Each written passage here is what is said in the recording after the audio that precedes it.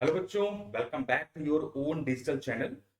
हम यहाँ लेके आते हैं वीडियो क्लास 11, चाहे वो ओरछा बोर्ड हो, सीबीएसई हो, क्लास 12 ओरछा बोर्ड, सीबीएसई और बीकॉम के बहुत सारे वीडियोस। सो लास्ट क्लास हमने 11 में डिस्कस किया था, याद करो, जर्नल चैप्टर जो one of the most important chapter है। उसके अंदर हमने बात की थी मॉडर्न कॉन्सेप्ट, अमेरिकन कॉन्सेप्ट, जो कि अकाउंटिंग क्वेश्चन कॉन्सेप्ट है, जो बेस्ड है क्लियर पे। अगर आपने वो वीडियो नहीं देखा जिसमें बहुत डिटेल्स डिस्कस किया है और जर्नल स्टार्ट किया था, क्लियर मतलब capital, liabilities, expenses, assets and revenue, इस पे बेस्ड जो डेबिट क्रेडिट का रूल्स है, ये हमने लास्ट वाले वीडियो में डिस्कस किया था। बहुत बार स्पेसिफिकली एक्सक्लूसिवली पूछता है गोल्डन रूल क्या है बताओ, और कुछ बच्चे ओल्ड और ट्रेडिशनल मेथड से जर्नल करना चाहते हैं। तो ये वीडियो उनके लिए है, जहां पर हम डिस्कस करने वाले सेम डेबिट क्रेडिट कैसे फाइंड आउट करें according to old method. So let's begin. देखो, हमने डिस्कस किया था जर्नल स्टार्ट करते वक्त कि जितने भी बिजनेस में बहुत बहुत सारे ट्रांजेक्शन जो डे टू डे बेसिस में होते हैं, उन ट्रांजेक्शन्स को रिकॉर्ड किया जाता है एक एक्सक्लूसिव बुक में, उस वो भी क्रोनोलॉजिकल ऑर्डर में। सारा हमने लास्ट क्लास में बात की थी, याद है ना। बताया था जर्नल एक फ्रेंच वर्ड है जॉर, जिससे निकला है, जिसका मतलब होता है डे। डेली बेसिस में जो भी ट्रांजेक्शन होंगे वो एक एक्सक्लूसिवली इसके लिए बुक डिजाइन है जिसको बोलते हैं जर्नल, उसमें लिखा जाता है। अब जर्नल में लिखने के लिए हम क्या करते हैं, दो एस्पेक्ट डिसाइड करते हैं, एक डेबिट और एक क्रेडिट। क्यों करते हैं? मान लो लास्ट क्लास में बताया था कि अगर तुमने बैंक से पैसे विड्रॉ किए तो दो जो अकाउंट इन्वॉल्व हुआ वो हुआ कैश और बैंक। अगर तुमने बैंक में पैसे जमा किए, अगेन दो इन्वॉल्व हुआ अकाउंट, दैट इज कैश और बैंक। तो कैसे पता चलेगा कौन सा ट्रांजेक्शन विड्रॉ करने का है, कौन सा ट्रांजेक्शन डिपॉजिट करने का है? ऐसे ही बहुत सारा कंफ्यूजन हो सकता है। हमने सामान सेल किया कैश में तो कैश आया, सामान परचेज किया कैश में, कैश गया। तो ये सब जानने के लिए हमने इसको दो पार्ट में डिवाइड किया है जर्नल करते वक्त। एक को बोलते हैं डेबिट और एक को बोलते हैं क्रेडिट। ठीक है, एक एस्पेक्ट हम डेबिट में रिकॉर्ड करते हैं, एक एस्पेक्ट को क्रेडिट में रिकॉर्ड करते हैं। डेबिट वर्ड याद करो, हमने लास्ट क्लास में डिस्कस किया था, एक डेबिटो इटालियन वर्ड है डेबिटो, जिससे निकला है, जिसका मतलब होता है left hand side of an account, और इसको हम शॉर्ट में डी आर लिखते हैं। सिमिलरली जो क्रेडिटर वर्ड है वो क्रेडिटो वर्ड या इटालियन वर्ड क्रेडिटो से निकला है, जिसका मतलब होता है right hand side of an account, और इसे हम सी आर लिखते हैं। दो रूल हमने डिस्कस किए थे, सॉरी एक और चीज, तो हाँ, दो रूल डिस्कस किए थे। दो तरीके से हम डेबिट क्रेडिट निकाल सकते हैं, एक को बोलते हैं modern approach, accounting equation approach या अमेरिकन सिस्टम। दूसरे का नाम है ट्रेडिशनल अप्रोच, ब्रिटिश अप्रोच, और इसका जो मोस्ट पॉपुलर नाम है वो है गोल्डन रूल। इसे पॉपुलरली गोल्डन रूल के नाम से जाना जाता है। तो यहां हम डिस्कस करने वाले गोल्डन रूल के हिसाब से, यानी कि जो बेस्ड है रियल पर्सनल नॉमिनल अकाउंट्स में। अब ये फटाफट देख लेते हैं जर्नल का फॉर्मेट। नो डाउट हमने लास्ट क्लास में डिस्कस किया था, पहले कॉलम का जो भी हम ट्रांजेक्शन रिकॉर्ड करने वाले हैं, अगर कोई ट्रांजेक्शन इस जर्नल में रिकॉर्ड कर देते हैं उसको बोलते हैं जर्नल एंट्री या एंट्री। सबसे पहला कॉलम है डेट, जहां पर हम ट्रांजेक्शन का डेट रिकॉर्ड करते हैं। दूसरा कॉलम का नाम है पार्टिकुलर, जहां पर हम जो एंट्री पोस्ट करने वाले डेबिट क्रेडिट में डिवाइड करके वो रिकॉर्ड करते हैं। नेक्स्ट का नाम है वाउचर नंबर, जनरली ये नहीं होता। नेक्स्ट है एलएफ, किस लेजर के किस पेज में इस एस्पेक्ट का अकाउंट खुला है वो लिखते हैं। एकेडमिकली स्टार्टिंग में ये कॉलम खाली होगा। ओके, नेक्स्ट है डेबिट अमाउंट और credit amount, this is the format. अब हम स्टार्ट करने वाले हैं, मैंने बताया गोल्डन रूल, जो कि बेस्ड है रियल पर्सनल और नॉमिनल अकाउंट पे। तो एक बार फटाफट रियल पर्सनल नॉमिनल अकाउंट क्या होता है देख लेते हैं। उनको याद होगा हमने क्लासिफिकेशन अकाउंट पे वीडियो बनाई थी। क्लासिफिकेशन यानी पूरा अकाउंट्स को तीन भाग में बेसिकली डिवाइड किया गया है। मेजरली दो पार्ट है, पर्सनल और इम्पर्सनल। अगेन इम्पर्सनल दो भाग में बांटा गया, रियल और नॉमिनल, यानी पॉपुलरली तीन पार्ट हुआ, real, nominal and personal. Okay, again person को डिवाइड किया गया है तीन भाग में, natural person, artificial person, repetitive person. यहां पर इन जो तीनों लास्ट का डिवीजन है उससे कोई यूज नहीं है, हमें पर्सनल का रूल लगेगा। सिमिलरली इम्पर्सनल में नॉमिनल और रियल है। रियल को भी दो भाग में बांटा गया, टेंजिबल, इंटेंजिबल, जिसको हम आगे चलकर पढ़ने वाले हैं। तो फटाफट पहले जान लेते हैं रियल अकाउंट का रूल ऑफ डेबिट। जानने से पहले कि रियल अकाउंट बोलते किसको हैं, तो सिंपली रियल अकाउंट क्या है, एक बिजनेस के सारे एसेट्स जो ओनर कंट्रोल या मैनेज करता है, ओन करता है, कंट्रोल करता है। ठीक है, इसमें दोनों आते हैं जो कि हम छू सकते हो, देख सकते हो, जिसका फिजिकल एग्जिस्टेंस हो, या वो भी आता है जिसका फिजिकल एग्जिस्टेंस ना हो, still it has some value.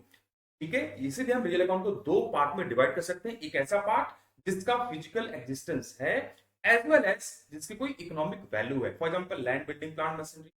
कुछ ऐसे भी एसेट्स होते हैं जिनकी फिजिकल एग्जिस्टेंस नहीं होती, जैसे पेटेंट, कॉपीराइट वगैरह, लेकिन इकोनॉमिक वैल्यू होती है। जिनका फिजिकल एग्जिस्टेंस है उनको हम बोलते हैं टेंजिबल रियल अकाउंट। ठीक है, दो आइटम डेफिनेशन देख चेक कर लो। जिनका फिजिकल वैल्यू है, फिजिकल एग्जिस्टेंस है, यानी कि जिनको हम छू सकते हो, देख सकते हो, उनको बोलते हैं tangible real account. Example land, building, plant, machinery, furniture, picture, ये सब। इनटेंजिबल वो सारे आइटम जिनका फिजिकल एग्जिस्टेंस नहीं है, जिनको हम छू नहीं सकते, देख नहीं सकते, लेकिन इकोनॉमिक वैल्यू होती है। For example software, brand value यानी गुडविल, ब्रांड ब्रांड पेटेंट, ये सारे। अब इसका रूल क्या होता है, रियल अकाउंट को एग्जांपल दे लेते हैं पहले। जैसे कैश रियल अकाउंट है, stock, machinery, furniture, vehicles, building, equipment, ये सारे रियल अकाउंट है। अब इनका रूल, डेबिट क्रेडिट का रूल क्या बोलता है, ये बोलता है रियल अकाउंट का डेबिट क्रेडिट का rule, debit what comes in, जो हमारे पास हमारे बिजनेस में आएगा, रियल अकाउंट है, अगर आ रहा है तो डेबिट होगा और जा रहा है तो क्रेडिट होगा। रियल अकाउंट का रूल क्या है, डेबिट व्हाट कम्स इन, जो हमारे पास आएगा दैट इज डेबिट, और जो जाएगा that is credit. Okay, so credit what goes out and debit what comes in. ठीक है, इसी को हम गोल्डन रूल बोलते हैं। एक और तरीके से देख सकते हो, जो आया हमारे पास डेबिट करेंगे, जो गया क्रेडिट करेंगे। एक एग्जांपल फटाफट देख लेते हैं। मान लो दिया है परचेज ऑफ मशीनरी। अब फटाफट याद करो, हमने जैसे स्टेप्स वाइज किए थे जॉर्नल। तो दो अकाउंट क्या क्या इन्वॉल्व होगा, परचेज मशीनरी एक कैश ट्रांजेक्शन है, तो दो अकाउंट इन्वॉल्व हुआ, कैश और मशीनरी। कैश रियल अकाउंट है, एसेट्स है, मशीनरी भी रियल अकाउंट है। अब बताओ, अगर हम मशीन परचेज करेंगे तो क्या आएगा और क्या जाएगा, तो कैश हमारे पास से जाएगा, है ना, गोज आउट हुआ, और मशीनरी हमारे पास आएगा। तो हमने क्या डिस्कस किया, जो आएगा वो डेबिट, यानी इस केस में मशीन क्या होगा, डेबिट, और कैश क्या होगा, क्योंकि गोज आउट हुआ, ये होगा क्रेडिट। ठीक है, होप समझ में आई। एक और एग्जांपल देखते हैं, एक और तरीके से देखते हैं। अगेन वही मशीन हमने परचेस किया, दोनों रियल अकाउंट है, मशीन नाम का रियल अकाउंट हमारे पास आ रहा है, तो क्या लिखोगे इसको, इसको करेंगे डेबिट, और कैश नाम का अकाउंट जा रहा है, कैश जा रहा है, तो क्या करेंगे इसको क्रेडिट। तो एंट्री क्या बन जाएगी हमारी। अब इसी को देखो, एग्जाम में कितने तरीके से तुम्हें कंफ्यूज करने के लिए अलग अलग नाम से देगा। For example purchase machinery for cash, मतलब सेम हुआ, परचेज मशीनरी बोलेगा परचेज मशीनरी फ्रॉम मोहन या किसी पार्टी से ऑन कैश। या ध्यान से देखो, लास्ट वाला सबसे इंपॉर्टेंट है, जहां बच्चे कंफ्यूज होते हैं। हमने machine purchase, Mohan sold is machine, Mohan ने मशीनरी सोल्ड किया हमको। हमें अकाउंट्स करते वक्त सिर्फ अपने से मतलब होता है, हम थोड़ा सा सेल्फिश होते हैं। ठीक है, we only think about business point of view. तो अगर मोहन ने हमें मशीन बेचा तो हमने क्या किया, हमने मशीन खरीदा, सबके मतलब सेम हुए। एंट्री क्या डिस्कस किया हमने, machine account debited to cash, machine debit क्यों हुआ, रियल अकाउंट है, आ रहा है, कैश रियल अकाउंट है, जा रहा है, इसलिए क्रेडिट। तो आई होप समझ में आया। एक और एग्जांपल देख लेते हैं। मान लो अगर हमने हमने गुड्स परचेज किया ऑन कैश, तो परचेज रियल अकाउंट है, कहीं कहीं लोग इसको नॉमिनल अकाउंट बोलते हैं, लेकिन सीए के बुक्स में या बहुत सारे ऑफिस को परचेज को रियल अकाउंट मानते हैं। Real account, purchase real account है, हमारे पास आया, गुड्स हमने परचेज किया, इसलिए क्या होगा डेबिट। कैश नाम का रियल अकाउंट हमारे पास से गया, तो क्या होगा क्रेडिट। ठीक है, तो बताओ एंट्री क्या हो जाएगी। सेम अगर देखोगे, इसको भी कई तरीके से दे सकता है। तो entry purchase account debited to cash, क्योंकि परचेज नाम का रियल अकाउंट हमारे पास आया और कैश नाम का रियल अकाउंट आया। होपफुली समझ में आया। एक और आते हैं, देखो नेक्स्ट दिया है सोल्ड फर्नीचर। अगर मान लो हमने फर्नीचर सेल किया, तो दो अकाउंट इन्वॉल्व क्या क्या होंगे, कैश और फर्नीचर। कैश रियल अकाउंट है और फर्नीचर भी रियल अकाउंट है, एसेट है। अब देखो, जब फर्नीचर सेल करेंगे तो हमारे पास से कैश आएगा, यानी कि क्या हुआ, कमीशन हुआ, और फर्नीचर जाएगा, गोज आउट हुआ, इसलिए फर्नीचर क्रेडिट और कैश डेबिट।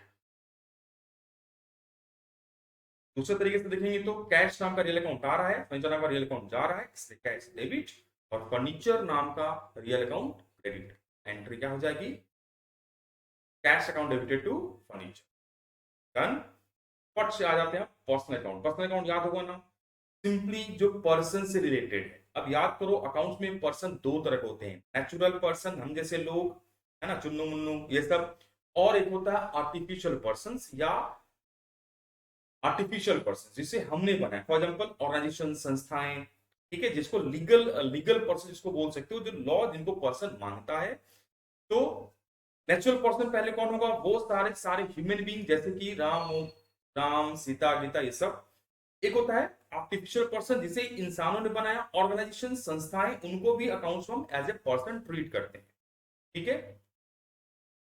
तो आर्टिफिशियल पर्सन, लीगल पर्सन जैसे Tata company, Reliance company, state bank of India, या रिप्रेजेंटेटिव पर्सन एक ऐसा अकाउंट जो किसी पर्सन को रिप्रेजेंट करता हो, ठीक है, जैसे कि कैपिटल ड्रॉइंग्स ओनर को रिप्रेजेंट करता है, आउटस्टैंडिंग सैलरी किसी एक पार्टिकुलर पर्सन को रिप्रेजेंट करता है। तो इन सबको बोलते हैं रिप्रेजेंटेटिव पर्सन। बट याद रखना इन तीनों का सेम ही रूल लगेगा जो पर्सनल अकाउंट का, मतलब हमें इनका बाइफर्केशन के हिसाब से रूल नहीं, पर्सनल अकाउंट के हिसाब से रूल है। तो पर्सनल एग्जांपल क्या हो गया, debtor, creditors, bank, owner, in capital drawings वगैरह। तो ये है पर्सनल अकाउंट। रूल क्या है, ये बोलता है डेबिट द, जिसके पास आएगा, अगर कोई पर्सनल अकाउंट है वो रिसीवर है तो डेबिट और गिवर है तो क्रेडिट, या रिसीवर है तो डेबिट, गिवर है तो क्रेडिट। एग्जांपल देख लेते हैं, देखो मान लो हमने राम से परचेस किया, तो ये क्रेडिट ट्रांजेक्शन है। दो अकाउंट क्या क्या इन्वॉल्व हो गए, राम और परचेस। राम पर्सनल अकाउंट है और परचेस क्या है, रियल अकाउंट। अब याद करो, राम से हम सामान परचेस कर रहे हैं तो राम के पास कुछ आ रहा है कि वो कुछ दे रहा है, दे रहा है यानी गिवर है। गिवर है तो क्या होगा, क्रेडिट। और परचेस रियल अकाउंट है, रियल अकाउंट रूल लगेगा, हमारे पास आ रहा है तो हम उसको क्या करने वाले हैं, डेबिट। तो राम क्या होगा, क्रेडिट, और परचेस क्या होगा, डेबिट। मान लो नेक्स्ट दिया है paid to RK traders, cash transaction है। दो एस्पेक्ट, कैश और आर्के ट्रेडर्स। आर्के ट्रेडर्स एक बिजनेस का नाम है, यानी कि ये पर्सनल अकाउंट है। कैश रियल अकाउंट है। अगर हमने आर्के ट्रेडर्स को पे किया यानी आर्के ट्रेडर्स के पास कुछ आ रहा है, वो रिसीवर है। रिसीवर है मतलब क्या होगा, डेबिट, और कैश जा रहा है रियल अकाउंट है, क्या होगा, क्रेडिट। समझ में आई बात। अब आते हैं नॉमिनल अकाउंट। नॉमिनल अकाउंट किसको बोलते हैं, चार चीजों को हम नॉमिनल अकाउंट बोलते हैं, expenses, losses, income and gain. Expenses जैसे सैलरी, वेजेस, रेंट वगैरह। Losses bad debt, goods loss by fire. Income bad debt recovered, interest received, ये सब। Gain profit and sale of fixed asset, इनको हम बोलते हैं नॉमिनल अकाउंट। इनका rule क्या है, तो एक बार फिर से फटाफट देख लेते हैं क्या क्या आता है इनमें। ये सारी चीजें आती हैं।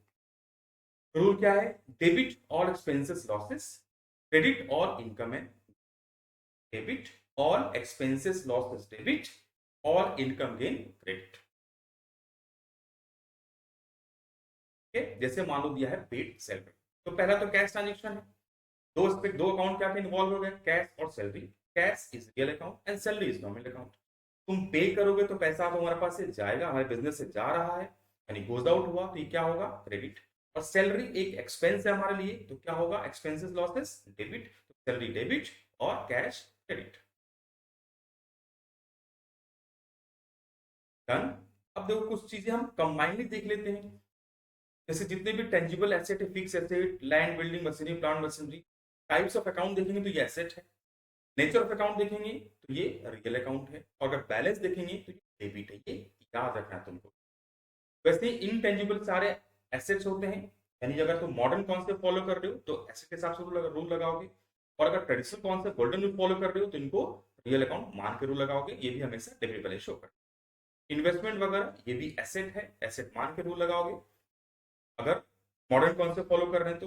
और अगर traditional concept golden rule follow कर रहे हैं तो ये रियल अकाउंट है, डेबिट बैलेंस शो करेगा। Same rule apply to stock वगैरह, ठीक है। नेक्स्ट आ जाते हैं डेटर्स वगैरह। याद रखना डेटर एसेट तो है, एसेट अगर मॉडर्न कॉन्सेप्ट फॉलो कर रहे हो तो एसेट मानेंगे, लेकिन अगर ट्रेडिशनल कॉन्सेप्ट फॉलो कर रहे हो तो ये पर्सनल अकाउंट है, बिकॉज डेटर एक पर्सन हो, ठीक है। ये भी हमेशा डेबिट बैलेंस शो करते हैं। Prepaid expenses, advance given supplier, service provider, ये जनरली एसेट, अगर मॉडर्न कॉन्सेप्ट है तो एसेट होता है। अगर तुम ट्रेडिशनल रूल फॉलो कर रहे हो तो ये पर्सनल अकाउंट होता है, इसके हिसाब से रूल लगेगा। ये भी डेबिट बैलेंस शो करता है। रिसीवेबल जैसे कि इनकम अर्न कर दिए, कोई भी आउटसाइड रिसीवेबल है तो ये हमारे लिए एसेट होता है। लेकिन अगर अगेन हम ओल्ड गोल्डन रूल फॉलो करें तो ये हमारे लिए पर्सनल अकाउंट होता है। ये हाँ तुम्हें ध्यान रखना है, ये भी डेबिट बैलेंस शो करता है। क्रूड इनकम वगैरह हमारे लिए एसेट है, लेकिन अगर नेचर ऑफ अकाउंट देखेंगे तो ये पर्सनल अकाउंट है। ये भी डेबिट बैलेंस शो करता है। बैंक बैलेंस, अगर पॉजिटिव बैंक बैलेंस है तो एसेट है, और ओल्ड एंड गोल्डन रूल के हिसाब से ये पर्सनल अकाउंट है, ये भी हमेशा डेबिट बैलेंस शो करता है। क्रेडिटर्स वगैरह हमारे लिए लायबिलिटीज है। अगर मॉडर्न कॉन्सेप्ट फॉलो कर रहे हैं, ट्रेडिशनल कॉन्सेप्ट फॉलो कर रहे हैं, तो ये हमारे लिए पर्सनल अकाउंट है, हमेशा क्रेडिट बैलेंस शो करता है। लॉन्ग टर्म लोन वगैरह, बैंक लोन, ये सारे हमारे लिए अगर मॉडर्न कॉन्सेप्ट है तो लायबिलिटीज है। ट्रेडिशनल कॉन्सेप्ट गोल्डन रूल के हिसाब से पर्सनल अकाउंट में आता है और ये क्रेडिट बैलेंस शो करता है। लोन्स, एडवांसेस, पेबल वगैरह लायबिलिटीज है according to modern concept. Traditional concept हिसाब से ये पर्सनल अकाउंट है, क्रेडिट बैलेंस शो करता है। क्रेडिटर, ट्रेड पेबल्स वगैरह, अगर तुम मॉडर्न कॉन्सेप्ट फॉलो कर रहे हो, अगेन लायबिलिटीज है। Traditional concept golden rule follow कर रहे हो तो उसे पर्सनल अकाउंट के हिसाब से ट्रीट करेंगे और ये क्रेडिट बैलेंस शो करता है। एक्सपेंसेस, क्रेडिटर्स, आउटस्टैंडिंग वगैरह, अगर मॉडर्न कॉन्सेप्ट फॉलो कर रहे हो it's a liabilities, old concept follow कर रहे हो इट्स अ पर्सनल अकाउंट, ये भी क्रेडिट बैलेंस शो करता है। Income, receive, advance, advance receive, ये सारा लायबिलिटीज है अगर तुम मॉडर्न कॉन्सेप्ट फॉलो कर रहे हो, और अगर ट्रेडिशनल कॉन्सेप्ट फॉलो कर रहे हो तो ये पर्सनल अकाउंट है, क्रेडिट बैलेंस शो करेगा। और कुछ आ जाते हैं इनकम अकाउंट, जैसे सेल्स, इंटरेस्ट वगैरह हुआ। अगर new concept, modern concept follow कर रहे हो, इनकम है। ट्रेडिशनल कॉन्सेप्ट फॉलो कर रहे हो तो ये नॉमिनल अकाउंट है, क्रेडिट बैलेंस शो करेगा। Profit and sale of fixed asset gain है, और उसके हिसाब से ट्रेडिशनल गोल्डन के हिसाब से ये नॉमिनल अकाउंट के अंदर आएगा, क्रेडिट बैलेंस शो करेगा। एक्सपेंडिचर अकाउंट, जैसे परचेज, इंटरेस्ट वगैरह, यहाँ पर एक्सपेंसेस है, रियल अकाउंट मानते हैं। इसमें हम रियल अकाउंट भी मान सकते हैं और नॉमिनल अकाउंट भी मान सकते हैं, तो थोड़ा कंफ्यूजन रहता है। ये दोनों में आंसर सेम आएगा, don't worry. Losses due to fire, bad debt, accident वगैरह, अगर मॉडर्न कॉन्सेप्ट फॉलो कर रहे हैं तो ये हमारे लिए लॉसेस है। अगर ट्रेडिशनल कॉन्सेप्ट गोल्डन फॉलो कर रहे हैं इसको हम नॉमिनल अकाउंट के अंदर ट्रीट करते हैं और ये डेबिट बैलेंस शो करता है। तो thank you, I hope golden rule के हिसाब से आपको डेबिट डेट समझ में आया। मिलते हैं नेक्स्ट वीडियो में, टिल देन टेक केयर।